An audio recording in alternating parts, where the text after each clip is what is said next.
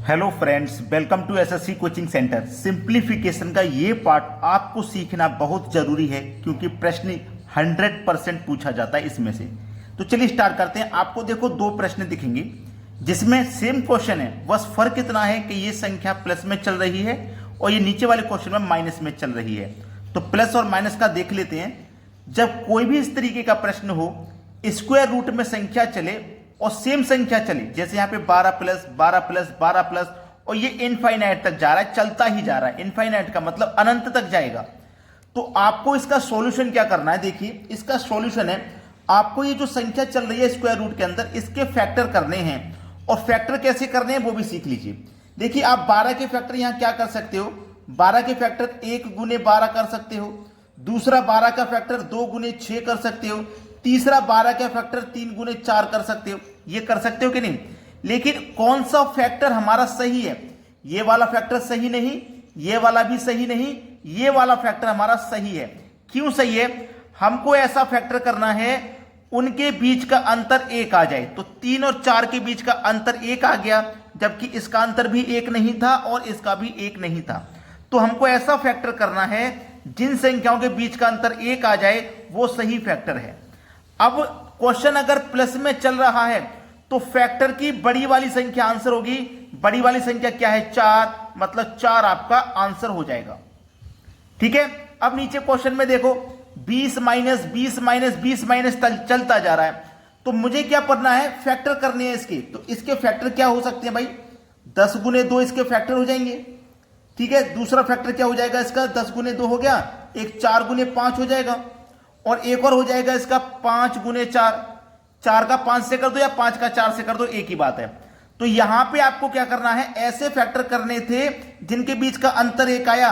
तो देखो इनके बीच का अंतर 1 आ रहा है, इसका तो नहीं आ रहा। जब हमारा देखो प्लस में चल रहा था तो फैक्टर की बड़ी संख्या आंसर होती है और जब क्वेश्चन माइनस में चलेगा तो फैक्टर की छोटी संख्या आंसर है।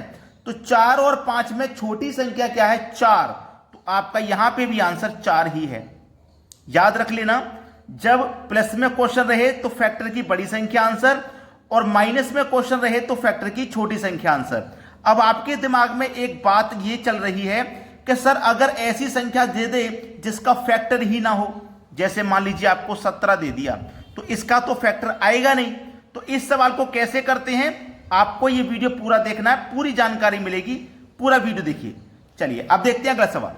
अगला प्रश्न है स्क्वायर रूट में 19 प्लस स्क्वायर रूट में 19 प्लस स्क्वायर रूट में 19 और ये इनफाइनाइट तक जा रहा है। ये वही संख्या है जिसका फैक्टर आप नहीं कर सकते हो। जब फैक्टर नहीं होगा तो वो तरीका जो हम बताते हुए आ रहे हैं वो तो काम नहीं करेगा।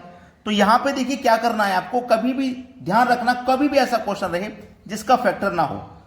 तो 4n प्लस 1 पूरे के ऊपर स्क्वायर रूट, ठीक है, डिवाइडेड बाई 2 करना है और अंत में कर देना प्लस 1। ये फॉर्मूला आपको याद करना रहेगा जब आपका फैक्टर नहीं होगा। तो ये फॉर्मूला आप नोट कर लीजिए अभी। ठीक है। चलिए अब इसे सरल करते हैं। 4 इंटू एन, 4 लिख लिया, इंटू एन, एन का मान मेरा क्या है? 19 है, 19 लिखूंगा। फिर क्या है? प्लस 1 करूंगा, पूरे के ऊपर स्क्वायर रूट का साइन लगाऊंगा, डिवाइड में 2 है 2 लिखूंगा और फिर ये बाहर प्लस 1 है तो इसे बाहर प्लस 1 लिखूंगा। बस सवाल का आंसर आपका यही आ जाएगा। चलिए यहां पे हमारा क्या है? 19 का मल्टीप्लाई 4 से करेंगे। ठीक है। 19 चौक 76 और 76 में जोड़ देंगे एक तो 77, तो 77 हो गया और पूरे के ऊपर स्क्वायर रूट का साइन है तो स्क्वायर रूट लगाएंगे, बटे में 2 है तो 2 लिखेंगे और प्लस का 1 है बाहर तो प्लस का 1 लिखेंगे। बस यही हो जाएगा आपके प्रश्न का बिल्कुल सही जवाब। तो आपको ये याद नहीं करना, पहले तो इसे नोट करो और नोट करने के बाद में ऐसी जगह रख लो जहां आपकी नजर बार बार जाए और आपको अच्छे से याद हो जाए। अब देखते हैं अगला प्रश्न। अगला प्रश्न है √7 माइनस √7 माइनस √7 माइनस इनफाइनाइट तक जा रहा है। तो इससे पहले वाला जो हमने क्वेश्चन देखा बिल्कुल वैसा ही है, संख्या के फैक्टर नहीं हो सकते। फर्क इतना है कि पहले वाला क्वेश्चन प्लस में चल रहा था और ये क्वेश्चन माइनस में चल रहा है, इतना फर्क है। तो फॉर्मूला मैंने आपको नोट कराया, 4n प्लस का 1 पूरे के ऊपर स्क्वायर रूट डिवाइड में 2। अब देखिएगा जब क्वेश्चन आपका प्लस में चलता है तो आप क्या करते हो, प्लस का 1 लेते हो। अब माइनस में चल रहा है तो बाद में आप माइनस का 1 लोगे। बात क्लियर हो गई है। अब इसको कर लीजिए 4 इंटू एन, एन का मान 7 है, प्लस 1 है, पूरे के ऊपर स्क्वायर रूट का साइन लगाएंगे, बटे में 2 और लास्ट में माइनस का 1। 7 चौके 28, 28 में जोड़ देंगे 1 तो ये हो जाएगा 29, पूरे के ऊपर स्क्वायर रूट का साइन, डिवाइड में 2 है 2 लेंगे और माइनस का 1 है, बाद में माइनस का 1 लिख देंगे। ये आपके प्रश्न का बिल्कुल सही जवाब हो जाएगा। अब देखेंगे अगला सवाल। अगला प्रश्न है, दोनों ही प्रश्न सेम हैं, फर्क कितना है कि यहां देखो √7 इंटू √7 इंटू √7 इंटू √7, ये इनफाइनाइट तक जा रहा है। नीचे भी सेम क्वेश्चन है, √3 इंटू √3 इंटू √3 इंटू √3, लेकिन ये तो इनफाइनाइट तक जा रहा है, ये क्वेश्चन इनफाइनाइट तक नहीं जा रहा। तो ये समझना बहुत जरूरी है, अगर इनफाइनाइट तक जाएगा तो क्या करना है और इनफाइनाइट तक नहीं जाएगा तो क्या करना है। अब जब भी कोई क्वेश्चन इस तरीके का हो मल्टीप्लाई वाला, इस डॉट का मतलब है ये मल्टीप्लाई का साइन है, तो √7 इंटू ये इनफाइनाइट तक चलता जाए, कोई भी संख्या इनफाइनाइट तक इस तरीके से चलती जाए, वही संख्या इसका आंसर है, यानी कि इस क्वेश्चन का आंसर 7 ही है। ठीक है, अगर मेरा ये भी इनफाइनाइट तक जाता तो इस क्वेश्चन का आंसर 3 हो जाता। जो संख्या चलती जा रही है ना वही आंसर होती है। अब ये तो इनफाइनाइट तक नहीं जा रहा, तो इसका सॉल्यूशन क्या रहेगा वो सीख लीजिए, क्योंकि आपको ये क्वेश्चन बहुत मुश्किल से हल करना आता होगा।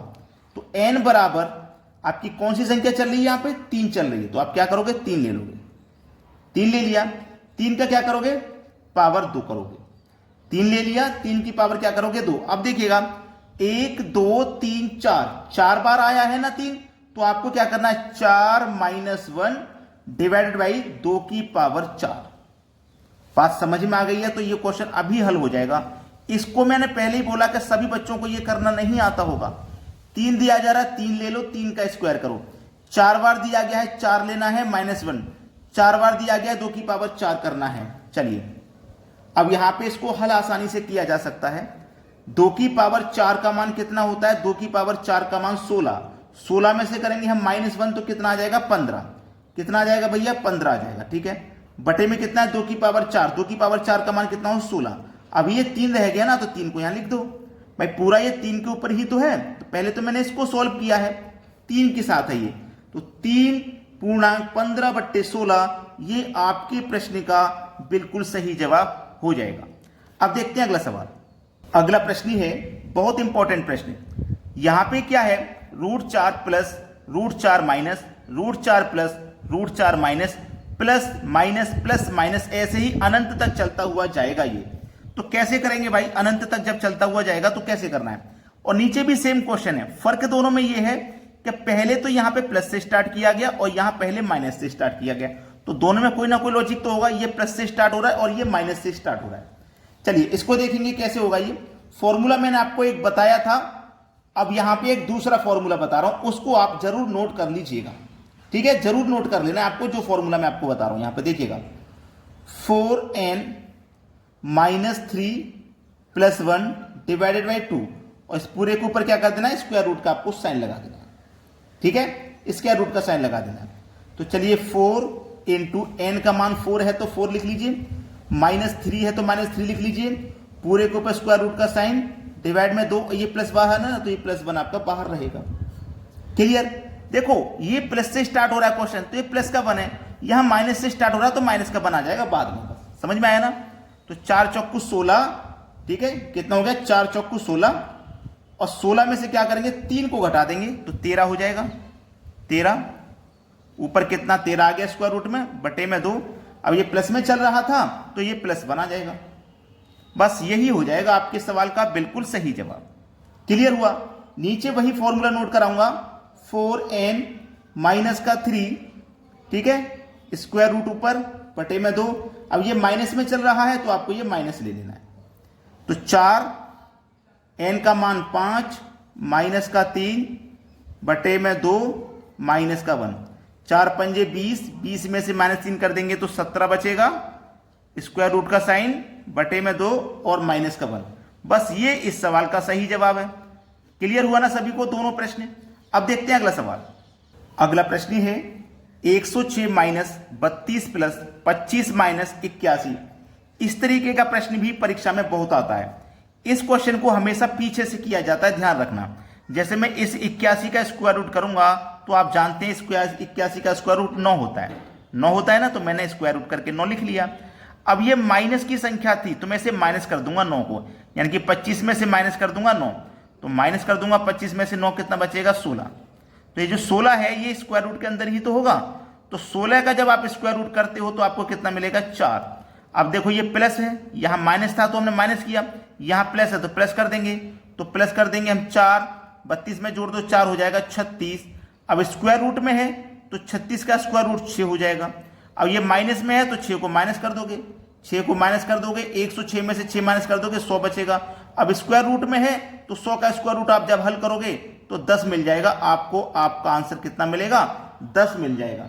तो आपने अगर वीडियो को लाइक नहीं किया तो भाई एक लाइक कर दीजिए, और यदि शेयर नहीं किया है तो उन सभी बच्चों तक शेयर कर दो जो एग्जाम की तैयारी कर रहे हैं, कोचिंग सेंटर नहीं जा पा रहे, ठीक है, दूर कोचिंग सेंटर है या पैसे की वजह से नहीं जा पा रहे और मेहनत बहुत कर रहे हैं, तो ऐसे बच्चों की जरूर मदद किया करें। केवल आपको शेयर ही तो करना है वीडियो, तो शेयर कर दीजिए बस, और हमारी इस मेहनत के लिए एक लाइक का बटन दबा दीजिए। ठीक है दोस्तों, आज का वीडियो कैसा लगा कमेंट करके जरूर बताइएगा।